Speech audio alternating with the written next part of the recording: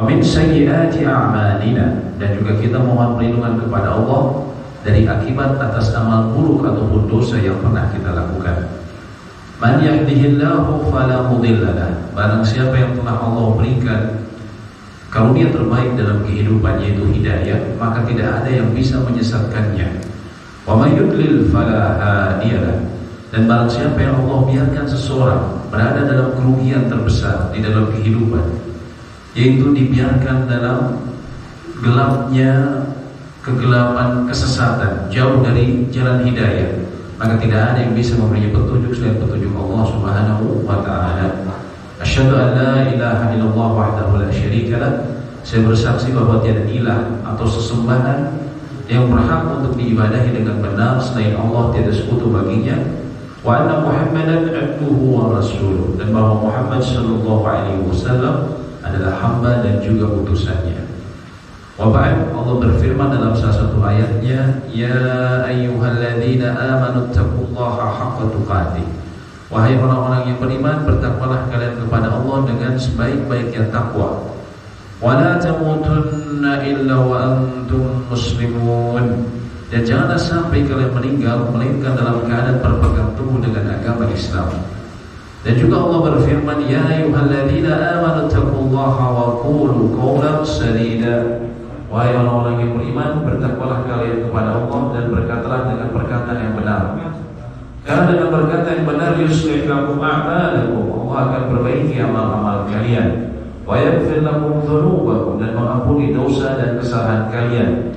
Wa may yuti'illaha wa rasulahu, barang siapa yang selalu berusaha taat kepada perintah Allah dan Rasulnya, faqad faza fawzan 'azima, dia sungguhlah mendapatkan kemenangan yang agung, kesuksesan yang sejati.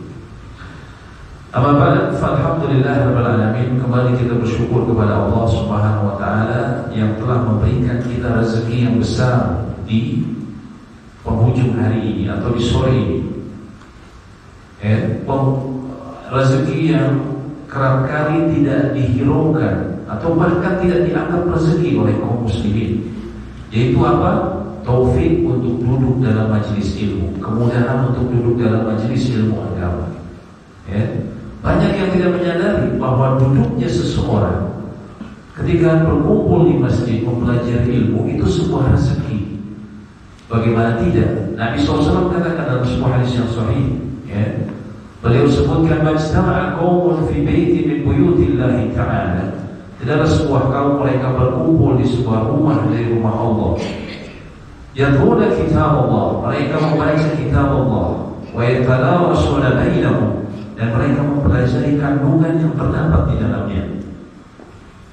Illa nazalat alaihimus sakinah, kecuali Allah akan berikan ke dada-dada mereka as-sakinah, ketenangan jiwa.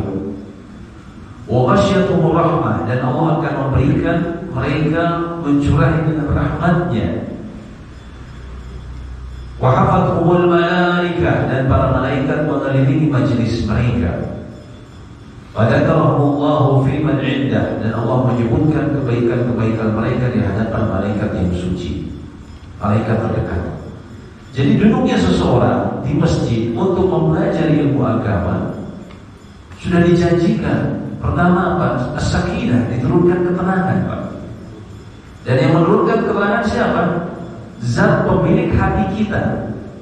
Pemilik hati kita. Kita ketahui kalau kita berdoa, ya muqallibal qulub, wahai zat yang membolak-balikkan hati, Allah pemilik hati kita. Orang mencari ketenangan dengan himi kesana kemari, mencari makanan paling enak, wisata kuliner, wisata ke tempat-tempat yang indah, mungkin bisa menghilangkan kepenatan sesaat, tapi yang ada di dalam hati tetap tidak bisa hilang. Kerisauan akan tujuan hidup, kerisauan akan kemana dia setelah ini, gitu kan? Tapi Allah yang membolak-balikkan hati, diantaranya memberikan ketenangan jiwa adalah bagi mereka yang duduk dalam majelis ilmu agama. Majelis yang di sana diperdengarkan Allah Ta'ala, perkataan Allah Subhanahu wa taala, ayat Al-Qur'an, Wa qawlu Rasulullah SAW, perkataan Rasulullah SAW. Tentunya karena dua perkataan mereka adalah perkataan yang barokah. Kemudian disebutkan juga duduknya kita di majelis ilmu, disebutkan Allah akan menurunkan rahmat kepada mereka.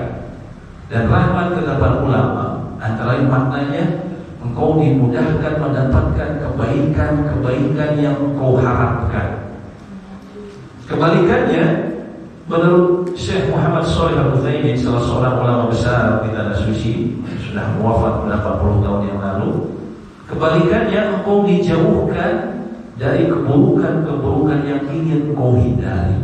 Itu di antara makna rahmat. Ketika Allah memberi rahmat, di antara maknanya Allah memudahkan dirimu untuk mendapatkan kebaikan-kebaikan yang diharapkan kita bisa dapatkan. Kebaikan apa? Kebaikan buat tubuh kita, kesehatan kita, kebahagiaan. Dan kau dijauhkan dari keburukan yang ingin kau hindari. Subhanallah. Siapa orang yang mau seperti itu, Pak? Tidak ada orang yang cerdas tidak mau seperti itu.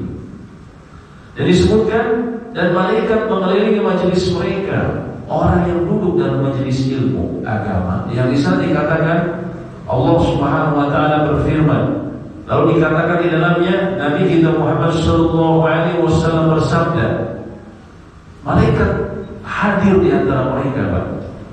Dan ini perkara yang gaib, kita tidak bisa melihatnya, tapi yang menyampaikan ini adalah utusan, ya, yang maha mengetahui hal yang gaib, utusan Allah, Rasulullah SAW.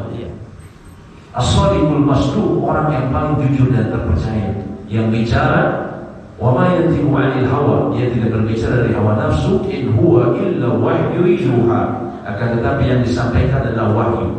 Nabi SAW mengatakan, malaikat ketika mendengar ada majelis ilmu mereka akan datang.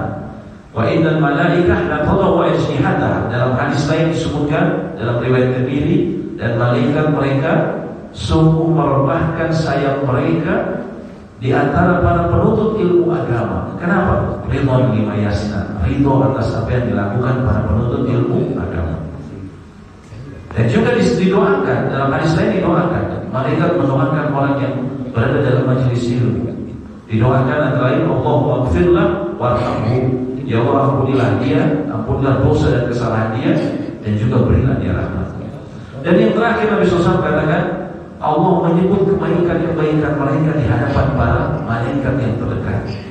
Kalau kita disebut kebaikan sama Pak RT, oh ini warga teladan, sama Pak RW, atau sama wali kota, sama gubernur disebut ini warga teladan, Masya Allah bangga. Disebut sama presiden, bangga kita, betul nggak? Ini yang menyebut siapa? Raja-raja pemilik alam semesta di hadapan para malaikatnya yang terdekat, al-muqarrabun. Oleh karena itu, sadarilah bahwa bila kita dimudahkan untuk belajar agama, duduk di masjid, sesungguhnya itu rezeki. Sesungguhnya itu rezeki yang tidak bisa dibeli dengan harta. Maka bersyukurlah dan bersemangatlah selalu dalam menuntut ilmu agama. Pada sore ini kita akan melanjutkan pembahasan mengenai muqaddimah fikih atau pembukaan masih dalam masalah fikih, supaya tentunya kami sampaikan ini antara lain supaya kita dapat gambaran utuh mengenai fikih. Antara lain kami sebutkan bagaimana madhab terbentuk, ya, supaya kita tentunya bisa membuka cakrawala kita.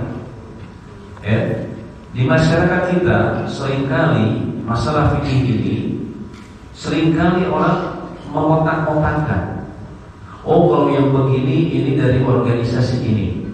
Oh kalau yang itu organisasi itu. Ya, terkadang terkotak-kotak. Kalau sudah dari organisasi itu, saya tidak mau terima. Kalau dari organisasi saya tidak mau terima. Padahal bukan itu yang menjadi acuan. Yang menjadi acuan adalah ilmu. Adalah ilmu. Dan kita lihat di sini antara lain bagaimana perjalanan para ulama. Misalnya mereka membentuk madhab-madhab fikih yang usianya sudah ribuan tahun, ya? Dan mereka sepakat untuk tidak boleh ta'assub buta, fanatik buta terhadap madhabnya. ya. Sedangkan kita banyak masyarakat sayangnya banyak fanatik buta sama kelompok-kelompoknya, padahal usianya tidak ada yang sampai 100 tahun. Sedangkan madhab-madhab ini usianya sudah ribuan tahun, ya. Antara kita agar mengetahui bagaimana kedudukan mereka, para imam ini ilmunya seperti apa. Ya, terkadang orang tidak mau menerima kebenaran, dibilang, itu kan manusia juga, orang juga, ya. Ketika disampaikan ini pemahaman mengenai ayat ini atau hadis ini berdasarkan imam ini, karena mereka nggak tahu siapa contohnya Imam Malik, siapa contohnya Imam Syafi'i. Kemarin kita sudah belajar mengenai Imam Abu Hanifah dan Imam Asy-Syafi'i, ya. Namun sebelum saya sedikit mulai, karena ada hadiah, saya mau tanya, mungkin masih ingat madhab Imam Abu Hanifah ini menyebarnya di contohnya beberapa negara. Sebutkan saja 2 atau 3 negara. Mungkin ada yang tahu. Dapat hadiah lumayan kan? Jika boleh lihat, nggak boleh nyontek. Nggak boleh nyontek. Harus dari hafalan yang paling dalam. Ibu-ibu mungkin kalau bisa jawab silahkan. Di mana? Turki. Satu lagi apa Pak? Satu lagi apa? Nah, satu lagi dekat, gak jauh-jauh dari kita. Ada yang bisa jawab lengkap? Gak apa-apa deh, Bapak ambil aja dulu satu. Turki, Pakistan, Bangladesh, Pakistan, India, itu madhabnya fikihnya Hanafiyah. Cina, kaum muslimin di Cina juga madhabnya Hanafiyah, menyebar di sana. Nah, sekarang saya tanya, kalau madhab Imam Malik menyebar di mana, Bu? Ibu-ibu mungkin tahu. Atau paling banyak di benua apa? Itu sajalah paling gampang. Ibu-ibu, soalnya ini kecuali buku tentang silahkan. Ibu-ibu yang bisa jawab, mungkin ingat 2 pekan lalu nggak bisa jawab. Apa tadi jawabannya? Antum paling menyebar banyak di mana Pak? Benua Afrika. Ya betul Pak. Silakan Pak ya. Jadi madhab Imam Malik banyak menyebar antara lain di Afrika. Contohnya di sana ada negara Afrika yang Arab juga, seperti ada Tunisia, Aljazair. Mereka bangsa Arab, tapi tinggalnya di Afrika Utara. Begitu juga negara-negara Afrika yang lain seperti Ghana, ya. Beberapa negara di sana dia bermadhab secara Malikiyah. Ya. Sekarang kita bicara mengenai Al-Imam Asy-Syafi'i. Al-Imam Asy-Syafi'i mendapat gelar Nasirus Sunnah, sang pembela sunnah. Di antara gelarnya beliau lahir tahun 150 Hijriah atau 767 Masehi dengan nama asli Muhammad bin Idris Asy-Syafi'i Al-Quraisy. Muhammad bin Idris Asy-Syafi'i Al-Quraisy. Jadi masih dalam suku bangsa Quraisy. Sebenarnya bukan Quraisy. Kalau orang Arab bilangnya kalau bangsa Quraisy itu Quraisy. Bertemu nasab dengan Rasulullah SAW di Abdul Manaf. Jadi beliau ada nyambungnya persaudaraan dengan Nabi SAW. Di mana? Kakek dari kakek Nabi SAW, yaitu Abdul Manaf, ya. Dan beliau wafat tahun 204 Hijriah atau 820 Masehi. Jadi usia beliau ketika wafat 54 tahun. Tapi subhanallah, sampai sekarang orang-orang masih mengirimkan pahalanya kepada beliau. Dengan apa? Dengan menyebarkan ilmu beliau. Ketika seorang bilang, ini dalam pendapat menurut hasil istinbat, kesimpulan hukum dari Imam Syafi'i begini dan begini. Setiap kali disebut, walaupun sudah berada di alam barzakh, kita mengirimkan pahalanya. Mandala ala khairin falahu mithlu ajri fa'ilih. Kata Nabi SAW, barang siapa yang menunjukkan pada kebaikan, maka bagi dia pahala orang yang melakukannya. Ribuan tahun, usia 54 tahun, tapi namanya terus disebut ribuan tahun. Lalu kemudian Bagaimana guru-gurunya beliau? Nah, ini silsilah keilmuan Imam Asy-Syafi'i. Imam Asy-Syafi'i ternyata salah satu guru besar beliau adalah Imam Malik bin Anas. Imam Malik tinggal di kota Madinah, ya. Dan juga di antara guru besar beliau adalah Muhammad bin Hasan Asy-Syaibani, muridnya Abu Hanifah yang berasal dari daerah Irak. Kemudian Imam Malik memiliki guru namanya Az-Zuhri, orang yang pertama kali ditugaskan untuk mengumpulkan hadis-hadis Nabi SAW secara resmi. Kemudian ada Salim, Imam Az-Zuhri punya guru, antara lain Salim, anaknya Abdullah bin Umar. Kemudian juga Imam Malik pernah belajar langsung disebutkan pada Imam Nafi, mantan budaknya Abdullah bin Umar. Dan juga ada di atas Nafi sama Salim. Salim ini anaknya Abdullah bin Umar, Nafi adalah mantan budaknya. Mereka belajar pada Abdullah bin Umar. Abdullah bin Umar ini anaknya Umar bin Khattab, salah seorang sahabat yang paling banyak meriwayatkan hadis-hadis Nabi Sallallahu Alaihi Wasallam. Bersama Abu Hurairah, dia adalah orang yang paling banyak meriwayatkan hadis-hadis Nabi SAW. Dan sangat signifikan sehingga orang-orang yang membenci kaum muslimin, contohnya orang-orang Syiah, mereka berusaha menghancurkan reputasi Abdullah bin Umar, sehingga orang tidak percaya. Masalahnya kalau Abdullah bin Umar kemudian dianggap tidak kredibel, maka sebagian agama kita akan hilang. Kenapa? Karena hadis-hadis banyak diriwayatkan oleh Abdullah bin Umar bersama Abu Hurairah.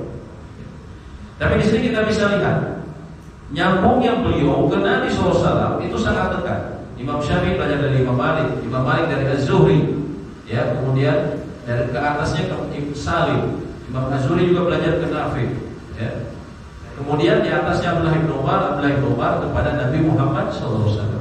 Kita lihat silsilah ilmuannya sangat dekat. Beda sama kita, tentunya guru-guru kita sangat jauh, bahkan ada yang tidak punya silsilah. Bagaimana mengenai ibadah dan ketakwaannya? Ibadah dan ketakwaannya menurut salah seorang muridnya namanya Rabi' bin Sulaiman, Al-Imam Syafi'i, beliau menghatamkan Al-Quran dalam Ramadan sebanyak 60 kali. Di Ramadan 60 kali. Jadi sehari 2 kali khatam. Ini kekuatannya Imam Syafi'i. Imam Syafi'i membagi malamnya menjadi 3. Ats-tsulutsu lil kitabah, sepertiga untuk menulis. Ats-tsulutsu lis-shalah, sepertiga untuk salat. Ats-tsuluts lin-naum, sepertiga untuk tidur. Ini Imam Syafi'i. Sepertiga menulis, sepertiga untuk salat, sepertiga untuk tidur. Kalau kita 4/3 tidur, ya. Kalau kita 4/3 ini, subhanallah Imam Syafi'i.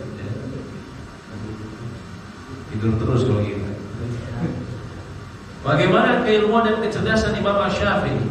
Imam Syafi'i hafal Quran 7 tahun. Hafal Al-Muwatta. Al-Muwatta ini kitab hadis yang ditulis oleh gurunya Imam Malik bin Anas pada usia 10 tahun. Usia 15 tahun sama gurunya yang bernama Muslim bin Khalid Az-Zanji yang ada di kota Makkah, beliau telah diberikan izin untuk berfatwa. Jadi boleh usia 15 tahun saking cerdasnya diizinkan untuk berfatwa di kota Makkah. Subhanallah. 15 tahun kita ngapain Pak? Masih sesapedaan, masih main petasan. Imam Syafi'i udah ngasih fatwa usia 15 tahun. Subhanallah. Imam Syafi'i adalah orang Arab turunan Quraisy, tadi kita tahu Quraisy. Dan Quraisy ini dikenal sebagai bangsa Arab yang paling fasih bahasa Arabnya. Paling fasih bahasa Arabnya, paling bagus. Kalau orang Sunda pakokohna. Kalau orang Sunda pakokohna orang mana? Orang Cianjur, pakokohna. Nah ini orang Arab pakokohna, orang Quraisy. Tapi walaupun begitu, beliau mendalami bahasa Arab dan budayanya selama 20 tahun. Selama 20 tahun. Ketika ditanya kenapa sampai sepanjang itu, agar memudahkanku dalam memahami fikih. Jadi sampai serius pada 20 tahun secara terus-menerus karena untuk mendalami fikih. Ya, makanya nanti beliau kalau memberikan fatwa, beliau memberikan pandangan dari sisi bahasa itu diterima. Kenapa? Karena memang beliau ahlinya juga. Beliau memiliki Diwan Asy-Syafi'i. Diwan Asy-Syafi'i ini semacam kumpulan syair-syair, ya, buatan beliau. Ya. Dan beliau 20 tahun belajar, subhanallah. Jadi ini yang orang Quraisy saja orang-orang 20 tahun, Pak. Makanya kita yang keturunan Garut atau keturunan Tasik, kalau baru setahun 2 tahun belajar bahasa Arab, tenang aja, Pak. Masih ada sisa 18 tahun. Imam Syafi'i 20 tahun belajar bahasa Arab.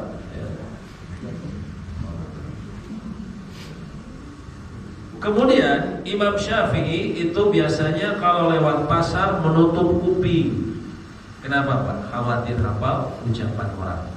Jadi Imam Syafi'i itu kalau masuk pasar dia tutup. Karena kalau beliau mendengar ada 1-2 ucapan, dia langsung hafal, terekam. Kekuatan hafalannya sama seperti Imam Al-Bukhari. Al-Bukhari pun seperti itu. Jadi waktu dia belajar disebutkan Imam Al-Bukhari ini tidak pernah menulis. Teman-temannya kemudian marah, kamu kenapa tidak pernah menulis? Ya, kamu nanti bisa ketinggalan begini. Dia bilang, diam kalian, saya tengah berkonsentrasi menghafal apa yang saya dengar. Akhirnya dicocokkan semua catatan temannya dengan catatan Imam Bukhari. Ternyata subhanallah, catatan Imam Bukhari yang ada di akalnya, di otaknya itu lebih lengkap dibandingkan catatan teman-temannya. Ya. Imam Bukhari juga pernah disebutkan pernah ke kota Baghdad, lalu dites karena sudah terkenal namanya, dites oleh 10 orang, dites hadis dengan hadis itu isinya namanya matan, yang meriwayatkannya namanya sanad, perawinya ditukar diganti sama isinya yang lain, ditukar 10 orang. Ketika ditanya Imam Syafi'i mengatakan saya tidak tahu. Orang yang awam bilang ini Imam Bukhari yang terkenal, ya aku nggak bisa jawab katanya. Akhirnya setelah selesai Imam Bukhari mau menyebutkan satu persatu kesalahan orang yang tadi menyebutkan hadis. Kamu tadi depannya begini, seharusnya belakangnya begini. Kamu depannya begini, perawinya ini harusnya isinya begini, harusnya begitu. Dan semua disebutkan dengan runutan yang sesuai tadi disebutkan. Jadi selain beliau tahu kesalahannya, beliau tahu tadi urutan yang disebutkan satu persatu. Nah ini karena ulama-ulama kita ini masya Allah. Ya. Tentunya bukan karena kekuatan akalnya, tapi kebersihan jiwa. Ya. Dan beliau adalah penyusun kitab usul fikih pertama yang namanya Ar-Risalah. Jadi Pak, kalau kita bicara mengenai bagaimana hukumnya sholat, bagaimana hukumnya berkumur-kumur dalam wudu, apakah dia rukun, apakah sunnah, itu ngebahasnya sampai keluar hukum ini sunnah, ini wajib, itu dalam ilmu usul fikih. Yang kita terima itu sudah jadi dalam fikih. Tapi yang kemudian bagaimana ini supaya keluar dianggap sunnah atau dianggap rukun atau dianggap wajib, itu dari apa? Dari usul fikih. Di antara ulama yang menulis pertama kali adalah Imam Asy-Syafi'i. Ya, bagaimana memahami ayat-ayat dan memahami hadis-hadis Nabi SAW. Kata Imam Ahmad bin Hanbal, Asy-Syafi'i kasyamsi lid dunya. Imam Syafi'i itu seperti matahari bagi dunia. Wal afiyatu lil jasad, dan juga seperti kesehatan bagi tubuh. Apakah menurutmu ada yang bisa menggantikan keduanya? Apakah ada yang bisa menggantikan matahari dan juga kesehatan? Tentunya tidak ada. Ini kata Imam Ahmad bin Hanbal. Dan Imam Syafi'i ini sebagaimana mazhab yang lain, mazhabnya terbentuk selama ribuan tahun. Ini tadi saya bilang, terkadang di Indonesia kadang kita fanatik sama kelompok, padahal organisasi di Indonesia, organisasi agama, tidak ada yang lebih dari 100 tahun, kecuali mungkin Al-Irsyad ya. Tapi yang lain umumnya tidak sampai 100 tahun. Mazhab-mazhab ini ribuan tahun. Antara mazhab Imam Syafi'i. Ya. Pertama beliau susun kitab Al-Um dan Ar-Risalah. Kemudian juga disebarkan oleh Imam Al-Ghazali yang menulis kitab Usul Fikih Al-Mustasfa, yang bukunya juga menjadi salah satu rujukan utama bagi usul fikih di mazhab Imam Hanbal, Imam Ahmad bin Hanbal, Hambali. Ya. Kemudian ada fase kemapanan yang memaparkan antara lain ulama-ulama besar seperti Imam Rafi'i, Imam Nawawi, Ya, Imam Nawawi kita sering dengar namanya Pak ya, masyhur. Beliau salah satu ulama besar di mazhab Syafi'iyah. Ada juga Imam Ibnu Hajar Al-Haythami, ya, dengan kitabnya Tufatul Muhtaj, dan juga ada Ar-Romli. Ya. Saya kira dulu Romli ini nama apa Pak? Nama penyanyi ya. Dulu banyak kayak orang Romli ini nama apa? Ternyata nama ulama Pak. Subhanallah. Saya pikir nama apa dulu itu? Orang Betawi kan banyak Romli. Romli itu ternyata nama ulama. Subhanallah. Sekarang mazhab Imam Syafi'i menyebar di mana saja Pak? Wah ini pertama antara lain di Yaman, ya, di Yaman. Di mana lagi? Sebagian negeri Mesir, ya. Sebagian negeri Mesir.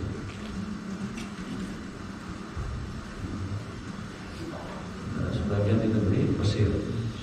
Kemudian juga ada di sebagian negeri Afrika. Kemudian juga di Madagaskar.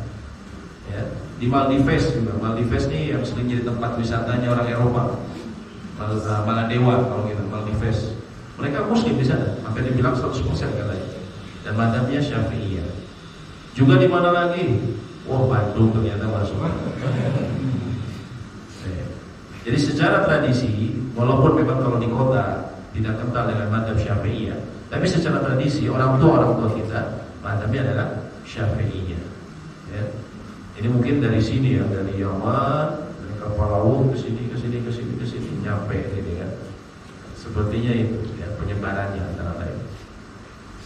Indonesia termasuk ya Syafi'iyah. Juga ada beberapa negara di atas dekat negara kaum muslimin daerah Uni Soviet, Dagestan. Dagestan itu terkenal sama siapa? Habib Nurmagomedov. Tukang ini jago gelut. Habib itu di sana negerinya Dagestan itu mazhabnya Syafi'iyah. Karena dulu banyak ulama-ulama Syafi'iyah di sana. Dagestani, orang-orang Dagestan. Ini mazhab Imam Syafi'i. Ya.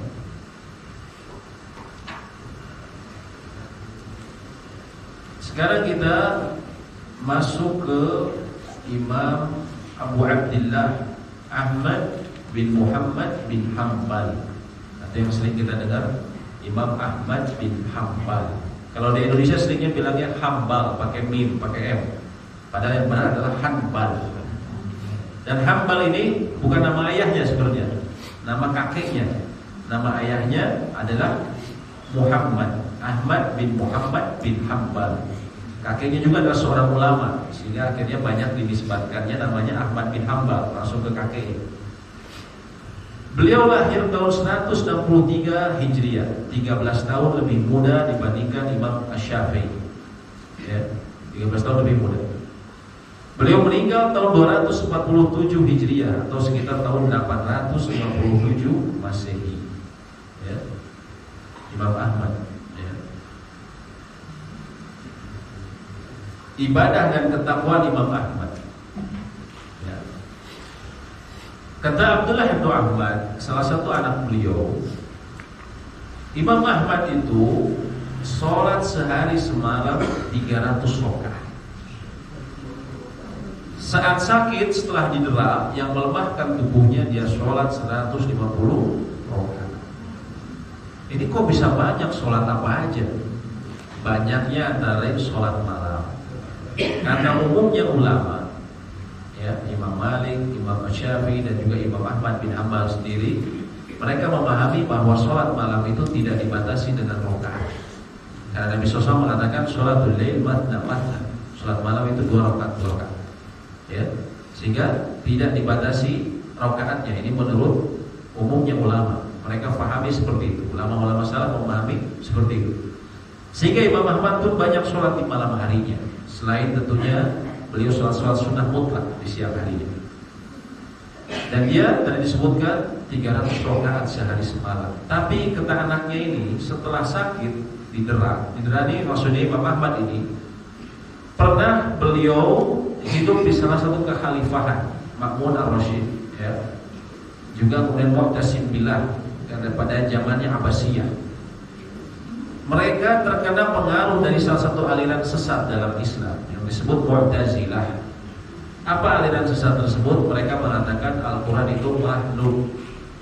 Al-Quran adalah makhluk.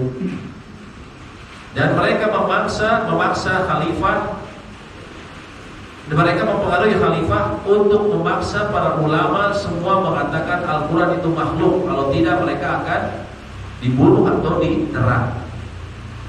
Di antara yang dipaksa adalah Imam Ahmad, tapi Imam Ahmad tidak mau. Beliau tetap mengatakan Al-Quran itu adalah kalamullah, perkataan Allah. Akhirnya beliau diterang, disiksa bertahun-tahun, disebutkan hampir 2 tahun, terus kemudian masuk dibebaskan, tapi sama khalifah penggantinya dimasukkan lagi ke penjara. Jadi beberapa kali beliau masuk penjara untuk diterang. Tidak lama. Jadi itu disebutnya itu ketika ada fitnah mengenai khalqil Quran, mengenai bahwa Al-Quran itu disanggap makhluk. Sedikit saja, kenapa para ulama menolak mengatakan Al-Quran itu makhluk? Mungkin kalau kita masyarakat awam, apa bedanya, gitu kan? Disebut makhluk kan kita nggak ada bedanya. Mungkin kalau kita masyarakat awam. Yang jelas Al-Quran memang kalamullah, perkataan Allah. Ya. Ketika disebut dia makhluk, pertama itu keluar dari hakikatnya. Yang kedua apa? Akan berakibat fatal. Kalau Al-Quran itu dianggap makhluk, maka sebagaimana kita manusia yang makhluk, kita memiliki kesalahan, betul kan? Artinya apa? Al-Quran pun kalau disebut makhluk dia, dan memang bukan makhluk, dia ada kesalahannya. Kalau ada kesalahannya apa? Bisa direvisi, itu ujung-ujungnya. Mungkin kita sering dengar kisah ini, Imam Ahmad menolak mengatakan Al-Quran makhluk. Mungkin kita pikir terus apa bahayanya mungkin ya? Bahayanya itu, kalau sudah dikatakan makhluk, maka Al-Quran bisa direvisi. Ini pemahaman Mu'tazilah, aliran sesat yang pernah hidup pada zaman Abbasiyah, ya, yang dia memahami baik dan buruknya dalam agama itu berdasarkan pertimbangan akal semata. Sedangkan kita kaum muslimin memahami yang baik dan buruk itu berdasarkan pertimbangan Al-Quran dan As-Sunnah. Masalahnya aliran mereka memang Mu'tazilah sudah selesai abad Abbasiyah, tapi pemikiran mereka masih terus diikuti antara di zaman sekarang. Di zaman sekarang ada kelompok yang terang-terangan mereka mengagumi aliran ini Mu'tazilah, sehingga bahkan dijadikan kurikulum, Pak. Sehingga apa? Keluar perkataan, misalnya, mohon maaf, laki-laki sama perempuan kalau suka sama suka itu seperti milkul yamin, artinya halal. Dengan dasar apa? Suka sama suka. Kan mungkin Bapak pernah ingat 2019 ada promosi seorang dokter di Universitas Islam. Kontroversi, kenapa? Dia bilang milkul yamin dalam Al-Quran. Milkul yamin maksudnya budak wanita. Budak wanita kalau dia belum memiliki suami, maka sang majikannya ini secara hukum dia boleh menggauli, karena pemilikan budak itu lebih besar daripada menikahi. Itu kalau zaman perbudakan.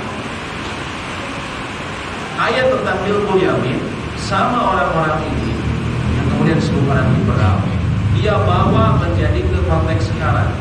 Contohnya apa? Dia bilang perempuan, laki-laki sama perempuan kalau suka sama suka, maka seperti itu milkul yamin halal. Subhanallah. Atau dia juga mengatakan, dulu saya pernah dikasih salah satu jurnal mereka mengatakan LGBT itu apa? Anugerah dari Allah. Subhanallah. Ya. Mereka jurusannya syariah, universitas Islam. Ya. Kenapa bisa sampai serusak itu? Ya. Mereka juga mengatakan bahwa Islam itu bukan kebenaran mutlak.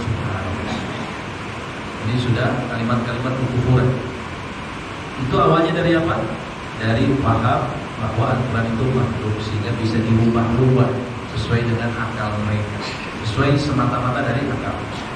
Nah ini makanya para ulama begitu keras melawannya, antara lain Imam Ahmad bin Hanbal, sampai beliau didera. Dan saat beliau didera, sholatnya berkurang jadi 150 aja nggak bisa kita kejar, Pak ya. Jadi Imam Ahmad 150 aja kita nggak bisa kejar. Dan Imam Ahmad juga orang yang paling bersemangat dalam mengerjakan sunnah-sunnah Nabi SAW. Dan beliau mengatakan, tidaklah aku menulis hadis kecuali aku telah mengamalkannya. Sampai ada hadis yang menyatakan bahwa Nabi SAW berbekam mengambil darah kotor. Lalu Nabi SAW pernah memberikan upahnya kepada Abu Thayyibah sebanyak 1 dinar emas. Maka aku memberikan pula 1 dinar emas ketika aku berbekam. Imam Ahmad ini miskin, Pak, orangnya fakir. Tapi karena dia ingin melaksanakan sunnah, Nabi SAW pernah ngasih orang yang berbekam dengan 1 dinar, maka beliau pun memberikan 1 dinar. 1 dinar emas sekarang berapa, Pak? 4,5 juta. Bayangin Bapak dibekam, tahu dibekam ya Pak ya, dikeluarin darah kotor. Bapak dibekam, terus Bapak ngasih orang bekamnya 4,5 juta. Gimana? Berani, Pak?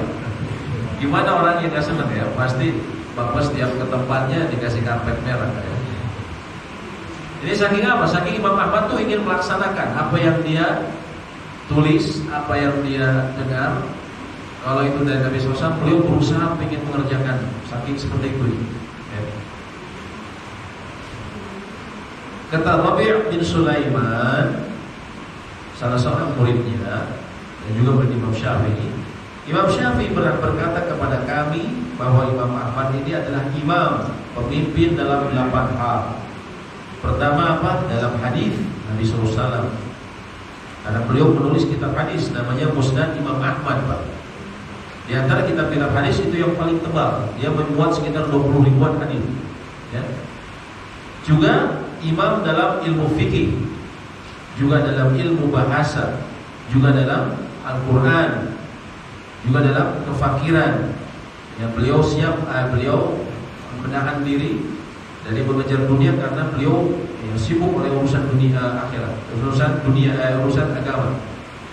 Kemudian dalam kezuhudan, kesederhanaan beliau, meninggalkan yang tidak manfaat, dalam warok, dalam sifat berhati-hati, dan juga dalam as-sunnah. As-sunnah di sini maksudnya dalam akidah. Beliau adalah imam di 8 hal ini, pemimpin. Keilmuan dan kecerdasannya. Kata Abdullah bin Ahmad, anaknya beliau, Abu Zur'ah pernah berkata kepadaku. Abu Zur'ah ini salah seorang ulama hadis.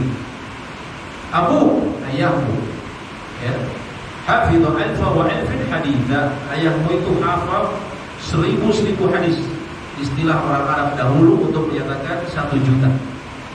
Ayahmu itu hafal 1 juta hadis. Kata Abdullah bin Ahmad, dari mana kau mengetahuinya? Kata Abu Zur'ah, aku pernah bertanya kepadanya dan mengambil hadis-hadis darinya. Jadi ulama terdahulu itu, Pak, cara mengambil hadis. Kalau kita kan sekarang udah ada kitab-kitabnya, Pak, ya, ada buku-bukunya.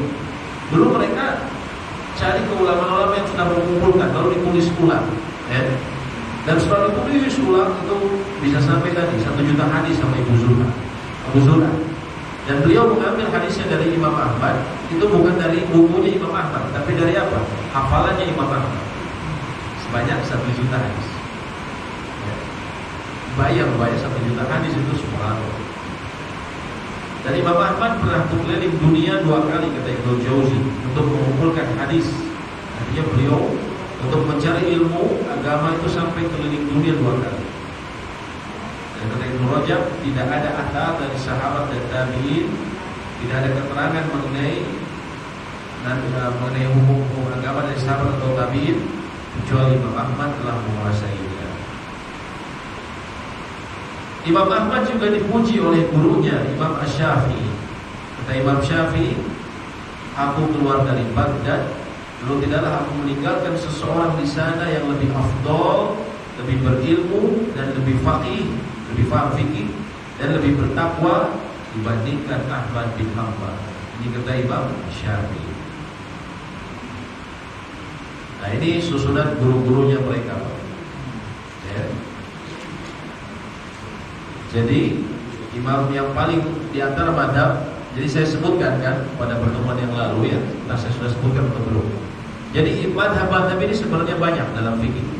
Hanya saja yang masih tersisa sampai sekarang ada 4 madhab. Madhabnya Hanafiyah atau Imam Abu Hanifah.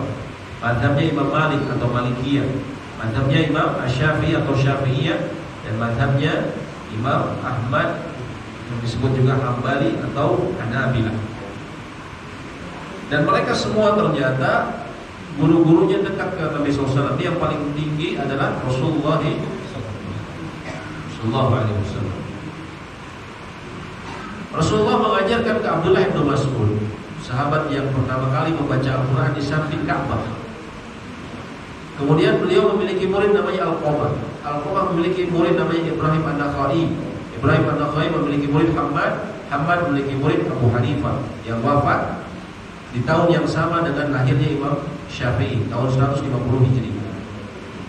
Ini di kota Kufah di Irak. Adapun di Mekah ada Abdullah bin Abbas, sepupu Nabi SAW, yang punya murid namanya Amr bin Dinar, dan di bawahnya ada Sufyan bin Uyainah. Adapun di Madinah ada Abdullah bin Umar, yang beliau memiliki murid antara Nafi dan Salim dan Zuhri. Kemudian memiliki murid lagi Malik. Imam Malik memiliki murid Asy-Syafi'i, Imam Syafi'i memiliki murid Ahmad bin Hanbal. Ya. Ternyata mereka saguru sailmu. Saguru sailmu lah seling kagamu. Itu kata orang Tembus ya. Saguru sailmu lah seling kagamu. Ternyata mereka saguru sailmu, subhanallah. Ya. Kadang kita harus mengetahui hal-hal seperti ini ya. Kadang ada orang, Imam Syafi'i mah gak pernah pakai Bukhari. Nah, kita lihat Imam Bukhari ini siapa? Ternyata Imam Bukhari muridnya siapa? Imam Ahmad, Imam Muslim juga. Dan murid Imam Ahmad yang lain adalah Abu Dawud As-Sijistani. Abu Dawud orang Sijistani. Dan Imam Bukhari meninggal tahun 256 Hijriah, Imam Syafi'i 204. Jadi ternyata mereka tidak sejaman. Bagaimana Imam Syafi'i bisa mengambil dari yang lebih rendah usianya atau hidupnya tidak sejaman dengan dia? Jadi kita bisa lihat ternyata mereka tidak sejaman. Imam Syafi'i dan lahir lebih dahulu, ya, lahir lebih dahulu.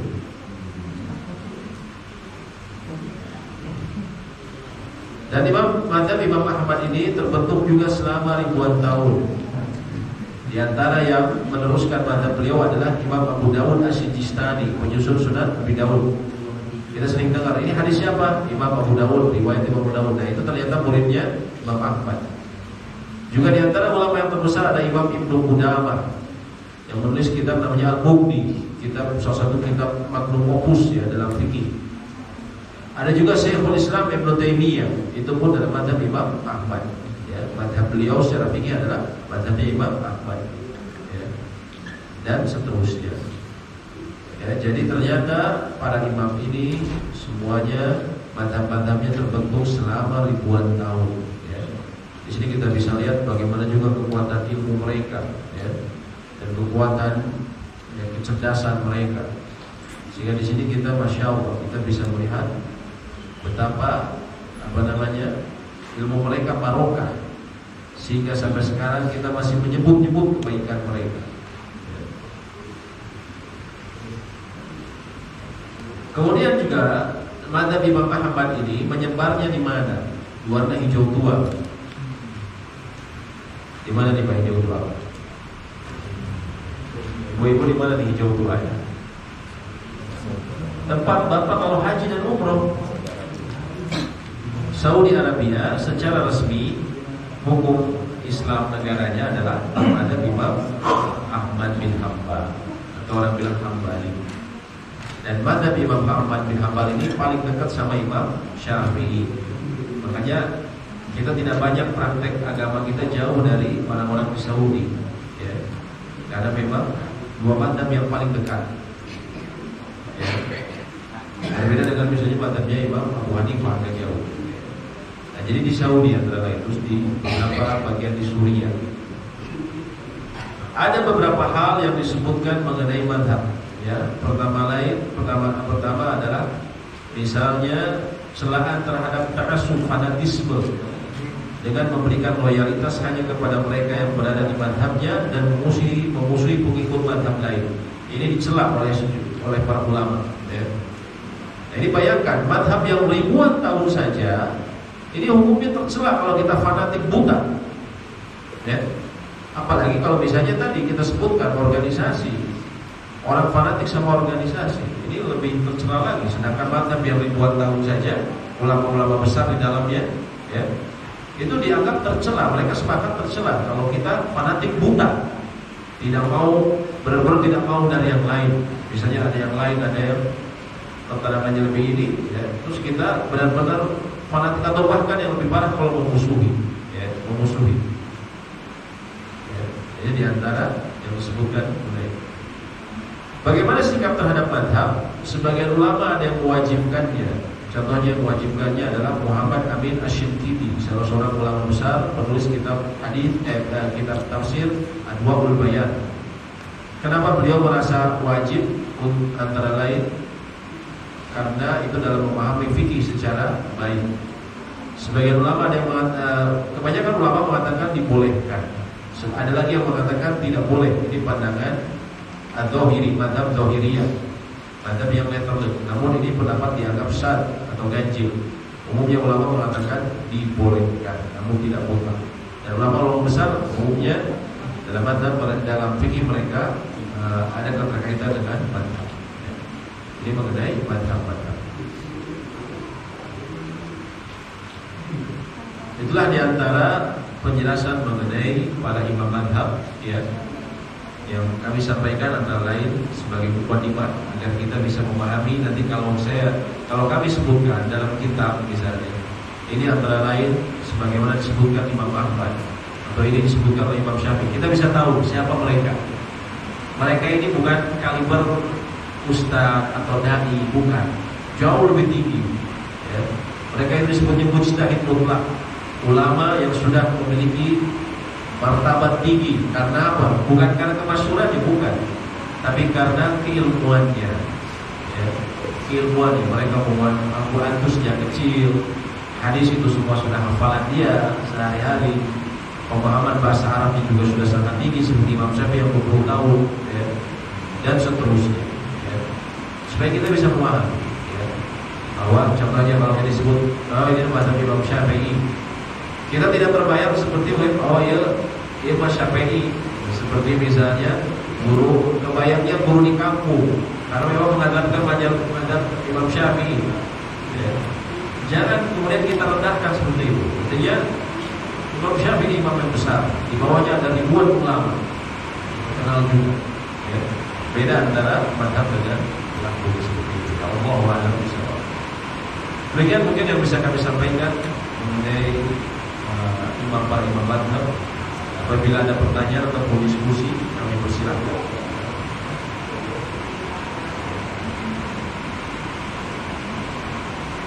Ataupun ada pertanyaan terkait fikih, tidak masalah. Mungkin terkait wudu, sholat, atau silakan.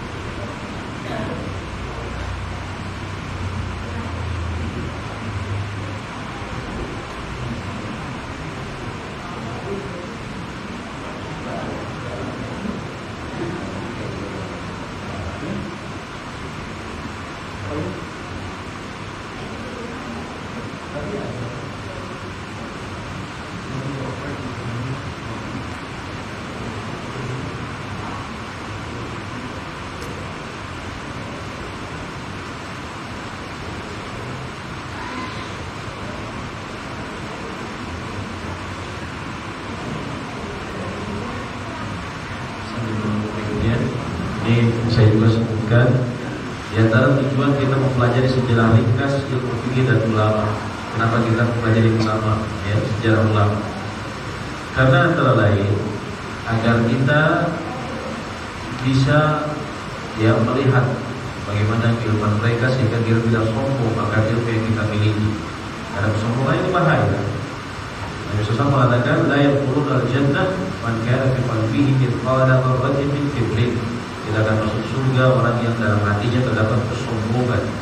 Kesombongan itu adalah qawlun nas, wa tafaddurul haqq wa qawlun nas, menolak kebenaran dan memandang remeh orang lain.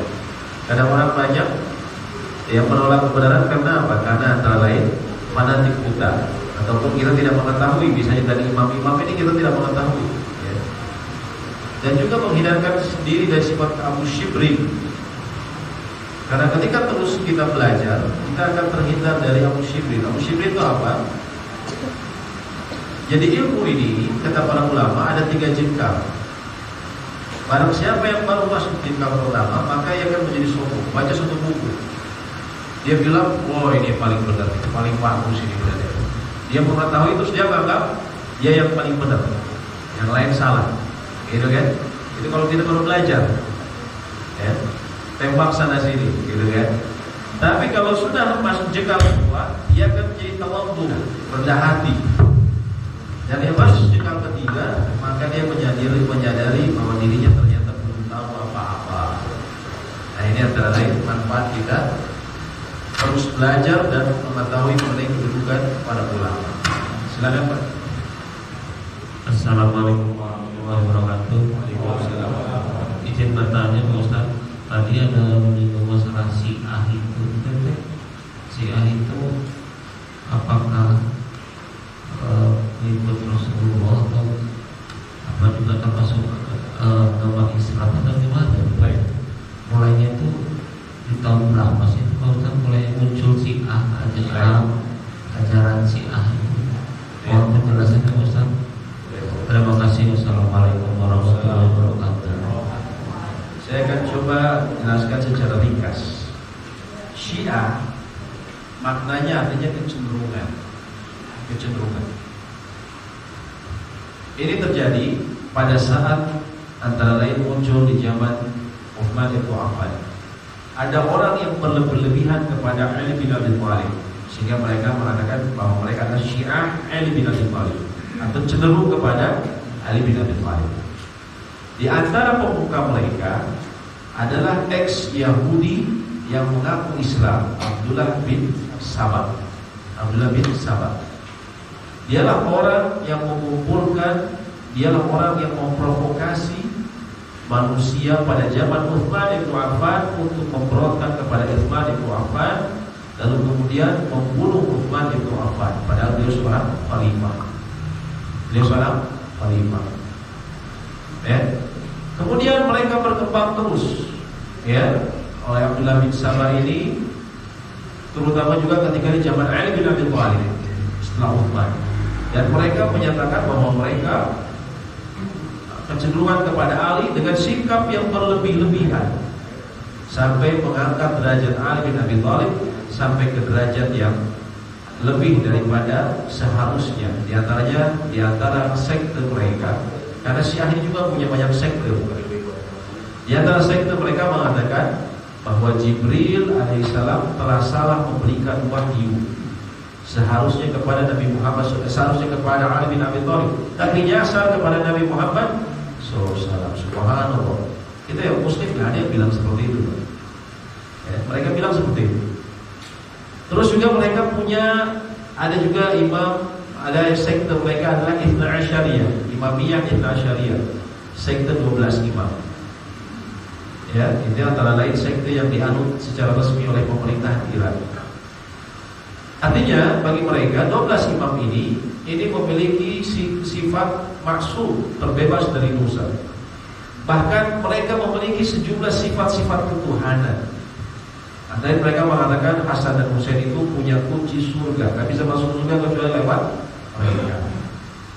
Dan mereka berlebih-lebihan kepada Ali bin Abi Thalib. Dan itu nyata. Contohnya apa? Hajian. Pernah tahun 80-an kan mereka melakukan kerusuhan. Tahun 2000-an mereka pernah mengacaukan juga tahun 2015, ya, 2015 yang banyak orang terbunuh karena mereka buat kerusuhan juga balik arah dan seterusnya, ya. Mereka itu kalau Bapak haji atau umroh, Bapak bertalbiyah, apa yang Bapak ucapkan?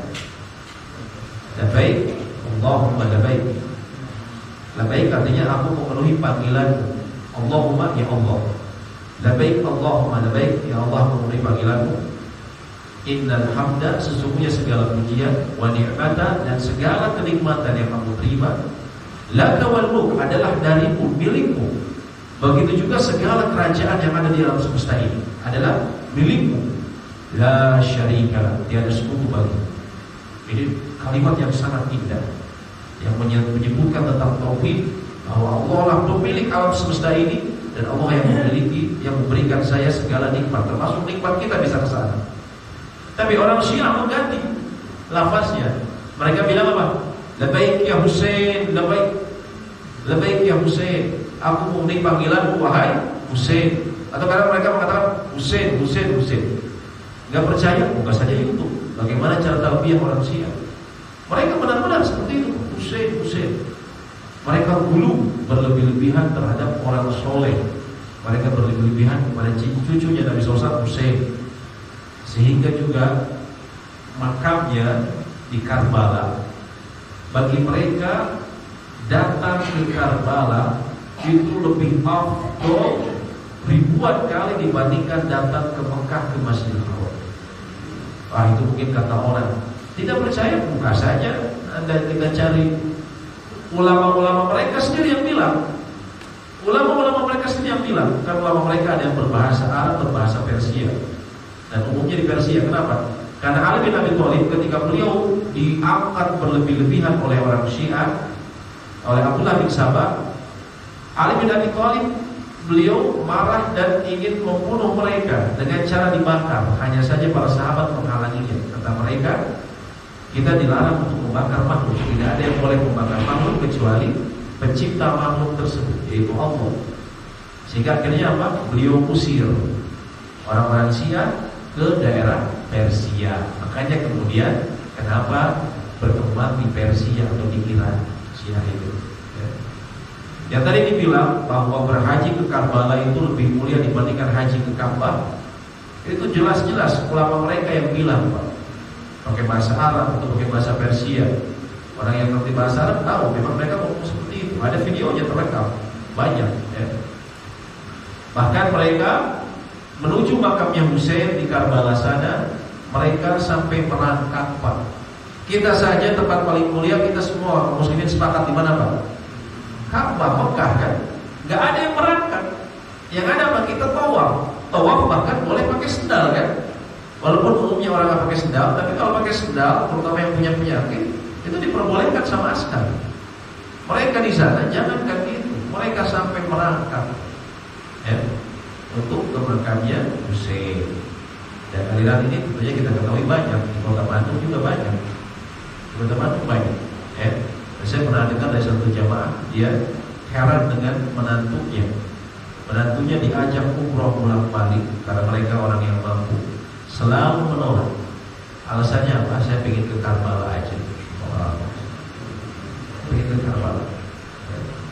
Jadi memang MUI sudah memberikan fatwa bahwa mereka adalah sesat yang sudah bukan dari Islam. Memang ada aliran Syiah ini yang dekat dengan Islam, dengan Ahlus Sunnah, yaitu namanya Zaidiyah, yaitu di sebagian negeri Yaman. Mereka tidak menuhankan Ali, hanya saja mereka mengatakan Ali bin Abi Thalib itu lebih utama dibandingkan Abu Bakar, Utsman dan Umar. Sedangkan kalau Syiah yang asli, mereka mengkafirkan Utsman, mengkafirkan Abu Bakar, mengkafirkan siapa? Umar. Mereka mengkafirkan Abu Hurairah, mereka mengkafirkan Abdullah bin Umar. Kalau mereka sahabat dikafirkan, dan mereka jelas mengkafirkan, kita yang mengambil ilmu dari mereka juga apa? Kafir juga. Dan mereka sebenarnya antara lain kafir gitu. Jadi seperti itu. Itu secara ringkas ya. Yang mohon maaf kalau saya bicaranya mungkin lugas ya. Tapi memang kenyataannya seperti itu. Dan MUI sudah memberikan fatwa bahwa mereka adalah aliran sesat yang berbahaya. Cuma kenapa dilindungi Allah Ta'ala? Kita tahu dalam urusan bernegara ada politik yang seterusnya. Jadi kita tidak bisa bicara banyak. Allah Ta'ala seperti itu, Pak. Allah Ta'ala. Silakan kalau ada yang ditanyakan lagi. Silakan, Pak.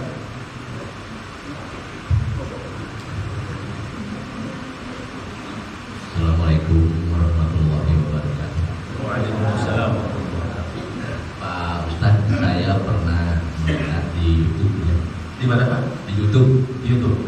Bahwa tentang kisah dari hadis hadis Abu Daud, Ya. Rasulullah kira-kira begini, Rasulullah itu ada sahabat Rasulullah yang sedang mencelup bajunya dengan warna lain dari putih ke warna kuning. Ya.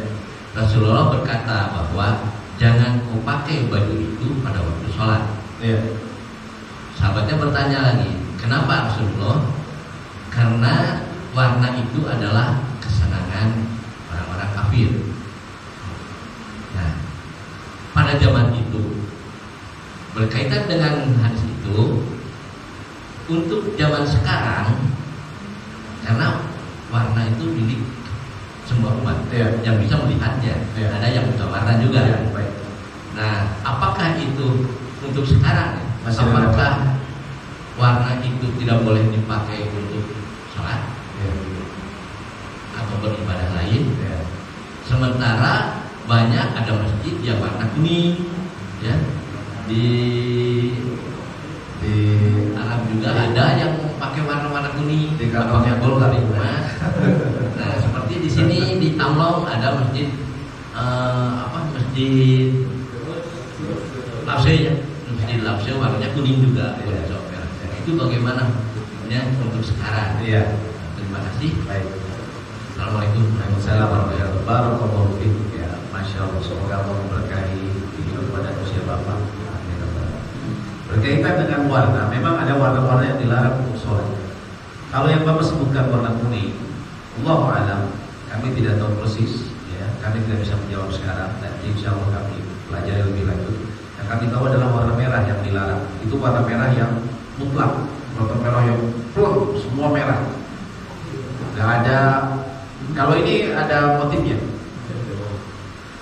Artinya merah yang semua merah. Itu dipakai baju itu nggak boleh. Tapi kalau merahnya ada nuansa-nuansa lain atau tidak mendominasi itu boleh. Yang saya tahu warna merah memang dilarang.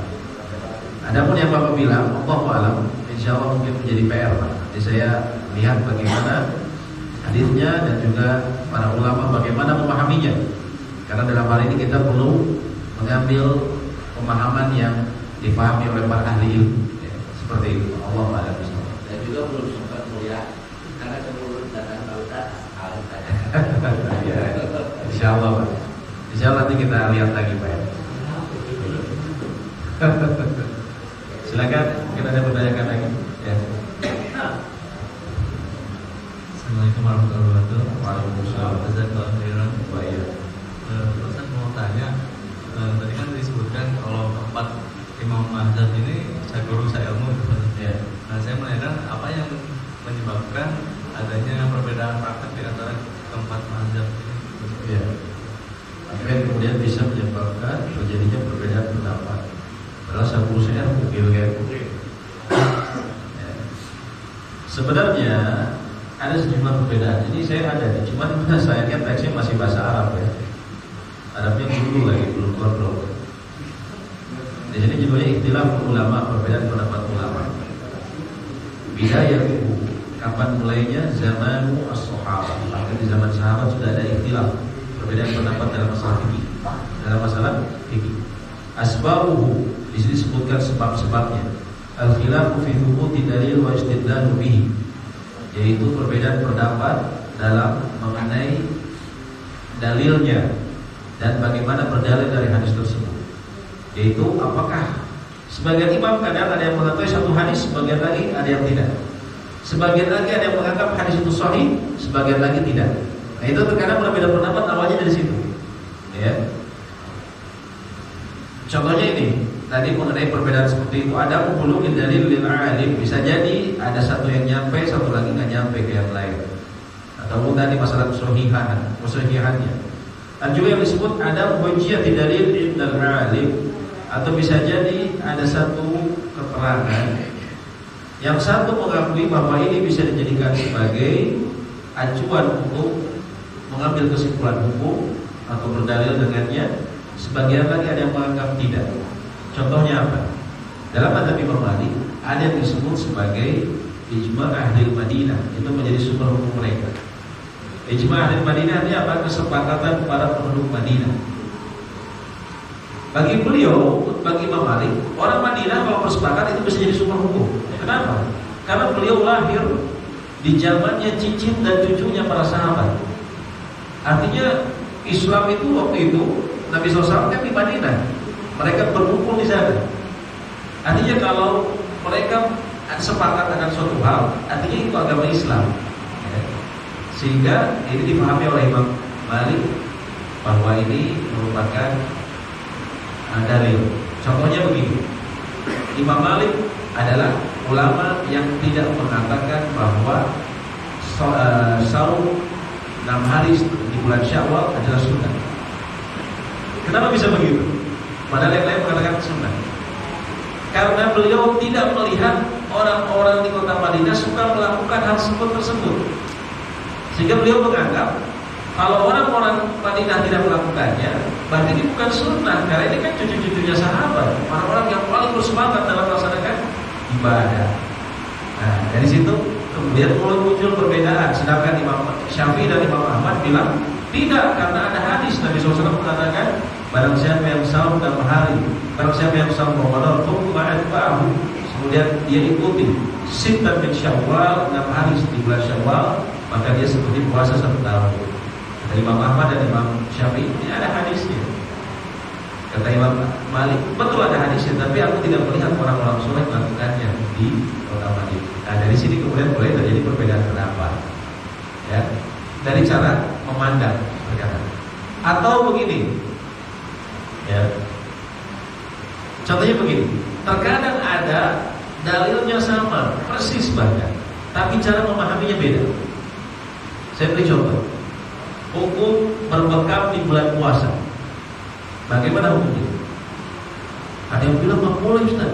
Ada juga yang bilang boleh. Kadang kita bingung, ya. Dan memang hukum berpuasa, berbekam dalam puasa ini ada 3 pendapat ulama. Yang pertama Imam Abu Hanifah mengatakan boleh secara mutlak. Kata Imam Ahmad tidak boleh secara mutlak. Ya. Kata Imam Syafi'i dan Imam Malik makruh. Apa mereka tak tahu dalil? Semua persis dalil. Dalil yang pertama adalah Nabi SAW mengatakan orang yang berbekam dan dibekam sama-sama batal puasanya. Hadis yang kedua yang dipakai adalah hadis bahwa Nabi SAW beliau pernah ketika berpuasa, beliau sakit kepala, beliau dibekam di atas kepalanya.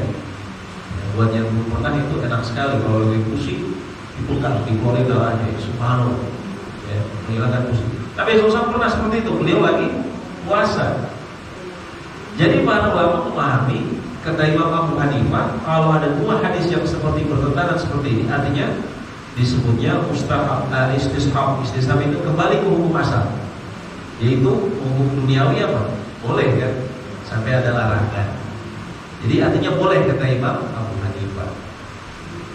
Kata Imam Ahmad tidak. Ini hadis yang menyatakan dilarang orang yang membekam dan dibekam sama-sama batal. Ini datang belakangan, jadi menghapus hukum sebelumnya. Jadi intinya apa?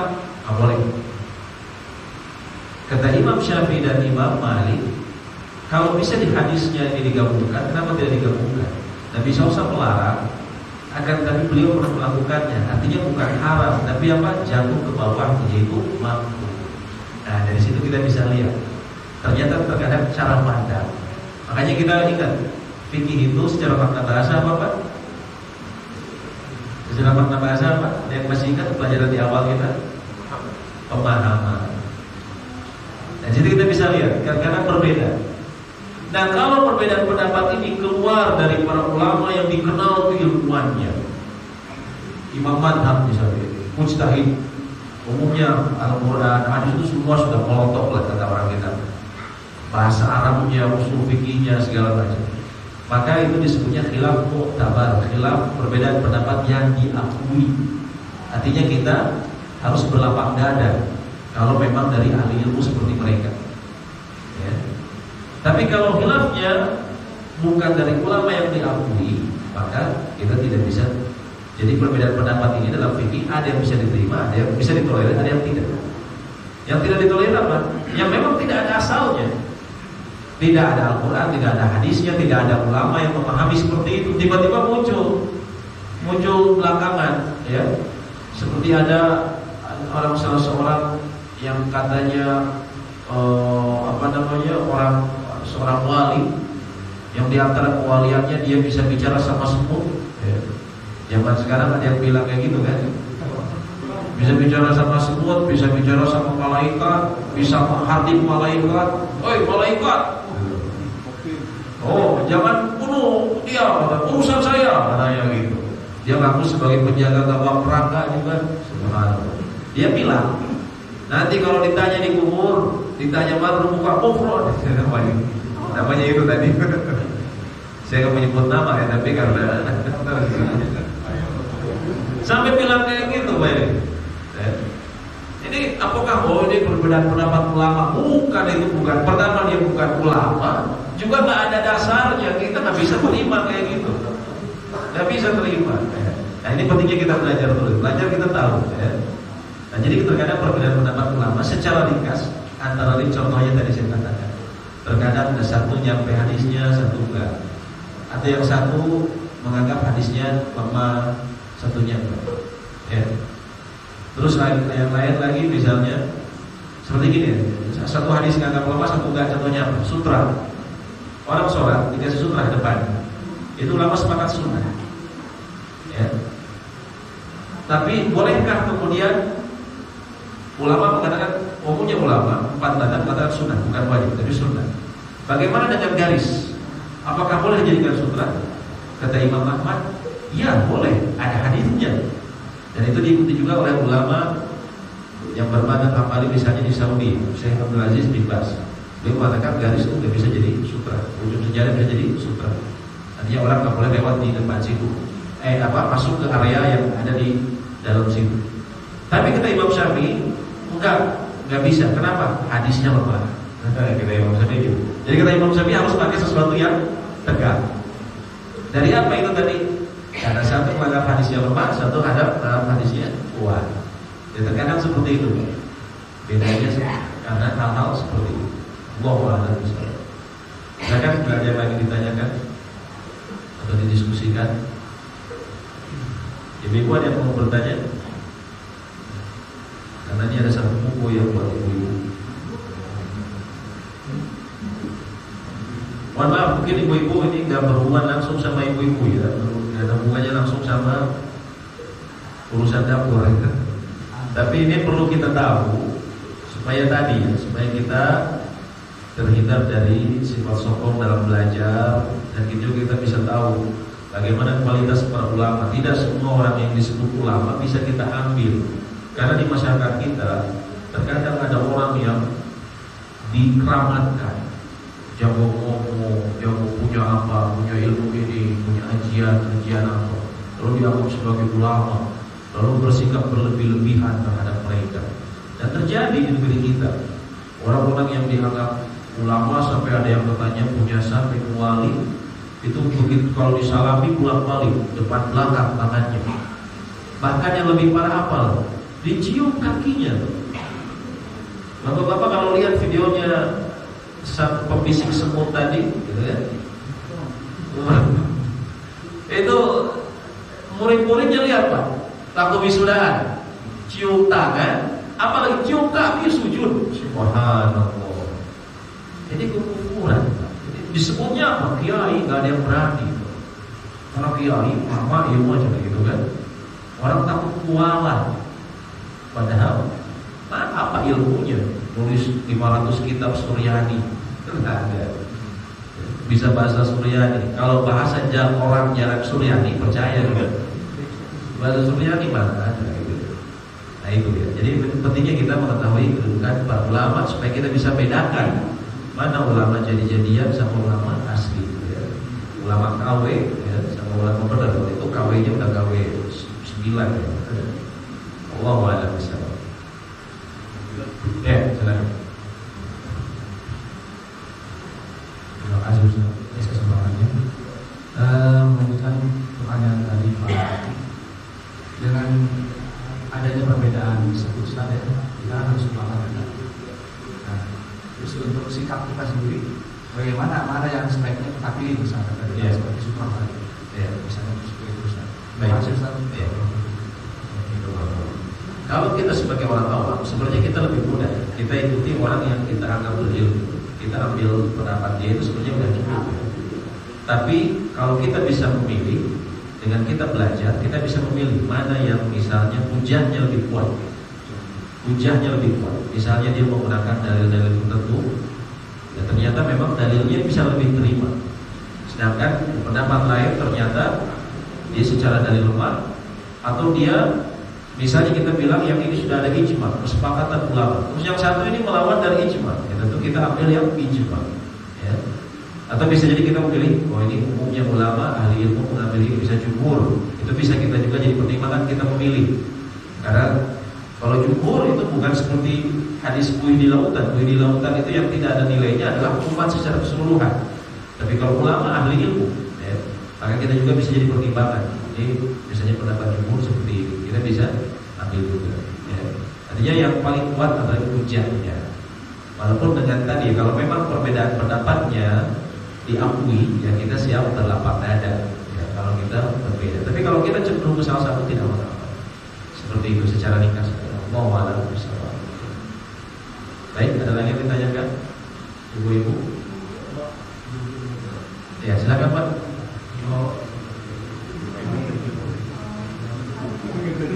Assalamualaikum warahmatullahi wabarakatuh. Jadi tadi kita ngambil salah satu misalnya. Tapi kalau digabung gimana? Jadi menurut pendapat macam ini, ya menurut ini, ya rasanya kita gabung aja lah. Ya, gitu. Jadi dalam hati jadi lebih nyaman gitulah. Gitu ya. Itu gimana Pak? Sebenarnya corak fikih di 100 tahun terakhir banyak yang hampir seperti itu. Contohnya apa? Lembaga-lembaga fatwa dunia. Lembaga fatwa dunia ini contohnya apa? Di bawahnya Organisasi Kerjasama Islam Internasional, negara-negara Islam Internasional, OKI. Itu kan punya lembaga fatwanya. Isinya apa? Ulama-ulama dari negeri-negeri Islam, dari Saudi, dari Mesir, dari Indonesia juga dikirim putusannya, dari ahli-ahli ilmunya dikirim. Kemudian biasanya mereka memutuskan fatwa dalam masalah kontemporer. Kontemporer biasanya waktu itu ada KONI, bagaimana hukumnya, bank sperma, bagaimana hukumnya, yang dulu tidak disebutkan oleh ulama-ulama terdahulu. Itu umumnya mereka tidak fanatik pada pendapat satu mazhab. Begitu contoh mikro di negeri kita, Komisi Fatwa MUI. Komisi Fatwa MUI pun walaupun secara tradisi misalnya Indonesia Syafi'iyah, tapi mereka tidak membatasi hanya dalam mazhab Syafi'iyah. Karena mereka mengambil pendapat dari mazhab lain yang menurut mereka lebih kuat. Ya. Jadi memang itu corak yang ada 100 tahun terakhir. Ya bisa dengan kita misalnya dalam belajar fikih kita mengambil salah satu mazhab fikih itu bisa. Idealnya adalah kita tetap mengambil salah satu, tapi kalau kita tidak membatasi hanya dari situ saja. Kita bisa melihat misalnya dalam satu pendapat, dalam satu bab ada pendapat yang lain yang lebih kuat, maka kita sebenarnya secara hukum boleh kita mengambil seperti itu. Kalau kita melihat dalam mazhab lain ini hujahnya lebih kuat, argumennya atau dalilnya lebih kuat. Ya, yang tidak boleh itu kalau disebutnya tadabbur khas, mencari-cari keringanan. Saya kalau dalam bab yang ini saya mau ambil mazhab Imam Syafi'iyah karena lebih ringan. Kalau yang ini saya mau ambil Imam Abu Hanifah karena lebih gampang. Itu yang nggak boleh. Tapi kalau alasannya kita mengambil pendapat ini karena keterangannya yang kuat, hujahnya kuat, itu boleh. Itu boleh. Yang nggak boleh tadi tadabbur khas, ikut-ikut keringanan. Kalau kita ikut-ikut keringan ini bahaya. Contohnya apa? Bapak-bapak bahaya. Karena kalau orang tahu tentang berkhas ini bisa berbahaya. Prakteknya contohnya apa? Seseorang laki-laki bisa menikahi wanita tanpa saksi, tanpa wali. Kalau dia gabung-gabung seluruh madhab, kalau dia main asal, itu bisa seperti itu. Bisa nikah dengan wanita tanpa wali, tanpa saksi. Ya. Tapi saya nggak akan bilangin ke bapak-bapak, takutnya bapak-bapak itu dia praktekin. Tetapi nanti diam-diam japri ke saya, lumayan, Ustaz. Tapi itu bahaya. Artinya memang kalau kita ikut-ikuti dengan alasan keringanan itu tidak boleh. Tapi kalau karena ada misalnya dalilnya lebih kuat, ya maka itu tidak masalah. Contohnya seperti gini, ada orang misalnya bermadzhab Syafi'iyah. Madzhab Syafi'iyah itu kita tahu ya, masyhur kalau bersentuhan tangan dengan lawan jenis langsung batal, bersentuhan kulit otomatis. Tapi ketika di tanah suci tidak bisa kan, kita pasti bersentuhan ketemu sama jemaah lain, ya. Nah, sehingga di situ banyak yang kemudian mengambil pendapat dari ulama-ulama lain. Jadi itu boleh dalam hal seperti itu. Karena bukan masalah bermudah-mudahan, tapi karena memang juga tidak memungkinkan kita kan di sana seperti itu. Allahu a'lam bishawab. Seperti itu. Ibu-ibu, saya mau tanya, karena ada buku ya buat ibu-ibu. Mau nanya apa, Pak? Saya mau tanya yang gampang aja. Imam Syafi'i itu dari suku apa, Bu?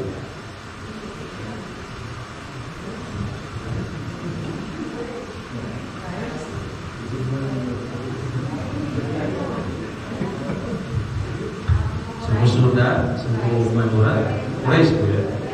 Alhamdulillah, betul, Bu. Ibu Rosadi. Nanti ditulis di sini pun namanya. Ada satu lagi buku menarik tuh, ditulis salah seorang rekan kami, ya, guru kami ini, Mustahil Bulan Ashuro, antara mitos dan fakta. Ya. Tanya ibu-ibu lagi aja, Pak ya. Mau tanya. Oh, mau tanya ya, silakan. Pak, mau tanya begini, kita itu untuk perempuan kan kalau laki-laki wajib sholat di masjid. Tapi kalau perempuan itu di rumah malahan atau jemput katanya gitu. Gimana Pak? Kalau untuk perempuan kita kan katanya nggak utama kalau ke masjid itu udah ceramah atau sholat gitu Pak. Nah gimana Pak? Sedangkan semua itu kajian-kajian itu di masjid kan Pak? Apakah hanya sholat aja apa yang lain-lainnya gitu Pak? Terima kasih Pak. Berbicara mengenai sholat berjamaah atau sholat yang afdol dilakukan untuk sholat yang 5 waktu, betul laki-laki yang afdol di masjid, sebagian ulama mengatakan wajib di masjid, sebagian ulama mengatakan wajib di masjid. Ada perempuan kalau bicara afdol memang betul di rumah, dan ya rumah ini di antara bagian yang paling afdol adalah di kamarnya, ya, ada yang tertutup seperti itu, ini tempat yang afdol. Namun itu tidak menghalangi seorang wanita untuk ke masjid, apalagi untuk belajar. Karena Nabi SAW mengatakan, "La tanhaqima Allah," ya, janganlah kalian larang hamba-hamba perempuan Allah untuk ke masjid. Jadi kalau wanita misalnya meminta untuk ke masjid, selama memenuhi syarat, maka itu diperbolehkan. Para ulama menyebutkan di antara syaratnya. Syaratnya antara lain, dia mendapatkan izin dari suami, misalnya bila ada suami ataupun dari walinya. Ataupun yang berikutnya adalah aman dari fitnah. Aman dari fitnah ini apa? Bisa jadi gangguan di jalan, ataupun misalnya ketemu dengan laki-laki asing yang mungkin bisa ya bukan mahramnya, kemudian malah jadi akrab. Ini apa? Termasuk yang disebut bisa jadi fitnah. Ya. Kalau aman dari fitnah, dia aman ke masjid, aman secara tadi fisik dan juga aman dari gangguan-gangguan seperti itu, maka dia melaksanakan sejumlah syaratnya. Antara lain kan tidak boleh pakai minyak wangi, ya, dan seterusnya. Maka dia boleh ke masjid. Itu juga tadi dengan seizin walinya ataupun suaminya. Tapi kalau jadi ini tidak bertentangan. Kalau bicara afdol, betul afdol di rumah. Tapi kalau mau ke masjid, silahkan juga. Bagaimana kalau misalnya mau menghadiri masjid ta'lim? Oh, tidak masalah juga, tidak masalah. Ya, tadi kan secara hukum tidak masalah kalau diizinkan terhindar dari fitnah. Begitu pula untuk belajar. Dan belajar ini yang disebut para beliau fardhu ala kulli muslim, menuntut ilmu wajib bagi setiap muslim. Ini bukan saja buat muslim laki-laki, tapi muslimah juga. Maksud dari hadis tersebut itu bermakna bagi wanita juga. Wanita perlu ilmu juga. Bagaimana dia memahami bersuci dari misalnya haid, nifas, harus tahu hukumnya.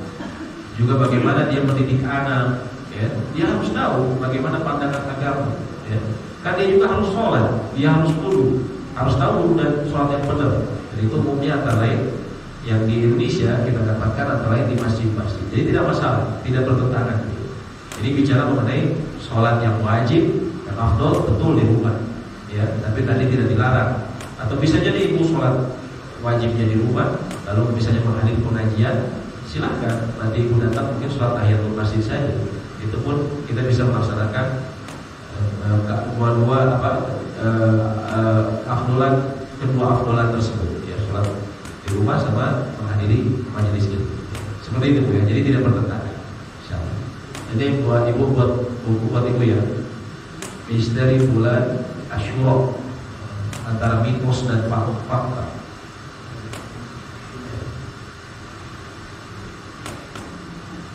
Ada satu lagi nih hadiahnya yang paling bagus.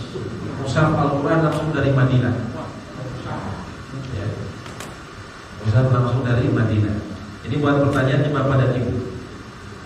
Apa pertanyaannya Pak? Katanya pertanyaannya yang susah katanya.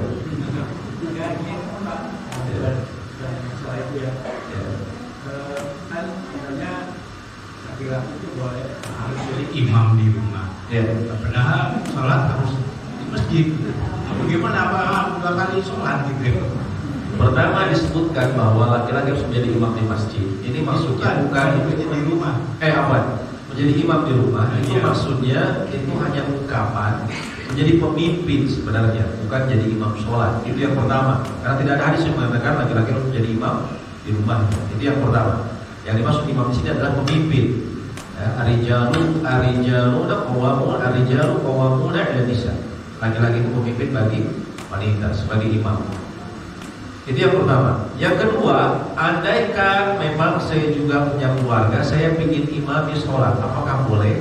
Padahal saya juga ingin sholat berjamaah di masjid. Boleh Pak. Bapak boleh sholat berjamaah di sini, pulang ke rumah Bapak mengimami keluarga Bapak. Sholatnya 2 kali boleh, karena itu pernah dilakukan sejumlah sahabat. Antara lain Mu'adz bin Jabal radhiyallahu ta'ala. Beliau dalam satu sholat, pernah beliau sholat Isya, beliau kemudian setelah sholat bersama Nabi SAW, beliau terburu-buru. Nabi SAW bertanya, kemana Mu'adz?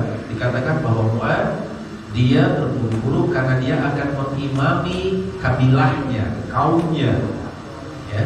Karena Mu'adz adalah orang yang paling pintar dalam Al-Quran, dalam agama di antara kaumnya, sehingga beliau mengimami. Jadi beliau sholat Isya berjamaah bersama Nabi SAW, kemudian mengimami kaumnya.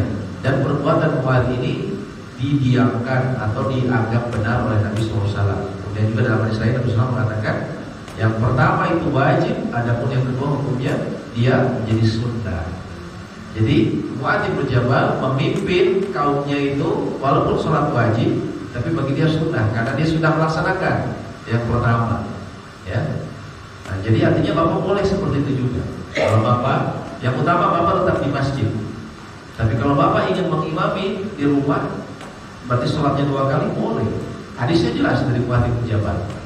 Seperti itu ya Pak. Juga ada hadis lain, Nabi SAW melihat 2 orang ketika sholat sudah ditegakkan, sudah iqamah, ini 2 orang diam saja. Nabi SAW bertanya, kenapa kalian tidak sholat bersama kami? Kemudian dia mengatakan, kami sudah sholat ya Rasulullah di tempat kami, di rumah kami. Nabi SAW mengatakan, bila kalian melihat seperti jamaah seperti ini, kalian ikuti, ya. Yang kalian lakukan pertama itu wajib, yang ini sunnah. Dan untuk menghindari fitnah, masa orang sholat yang ini nggak sholat, gitu kan? Nah, jadi itu menjadi dalil diperbolehkannya kita untuk mengulang sholat. Kalau tadi memang Bapak dibutuhkan sebagai imam, itu boleh Pak di rumah. Ya, seperti itu Pak. Atau mungkin Bapak merasa di sini imamnya kurang panjang nih. Oh, saya ingin di rumah ingin lebih panjang, baca Al-Baqarah gitu. Maka itu bisa juga. Ya. Seperti itu Pak ya. Allahu a'lam bishawab. Demikian Pak ya, bisa dipahami ya.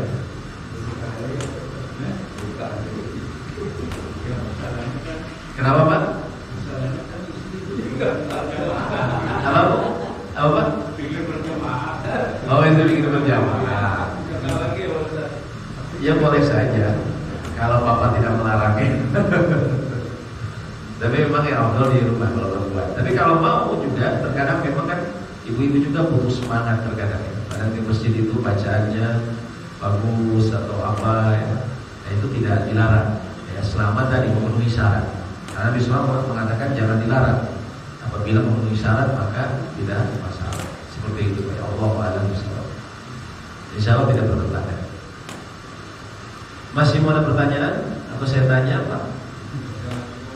Tanyanya apa Pak? Yang susah supaya bisa dapat Al-Quran ya. Ini aja deh. Tadi gurunya Imam Syafi'i sampai ke Nabi SAW itu siapa aja gurunya? Ya silakan. Gurunya Imam Syafi'i Malik terus ya. Imam Malik ke Zuhri. Zuhri Ke Salim. ya. Salim ke Nafi. Ya. Abdullah ibn Abbas. Abdullah itu Abbas. bukan. Abdullah ibn Anas. Bukan. Abdullah ibn Umar. Iya, Abdullah ibn Umar kan? Umar bin Khattab. Bukan. Ke siapa? Rasulullah SAW. Ya, betul ya. Cuma keliru-keliru dikit. Insyaallah kata Musab langsung dari Madinah.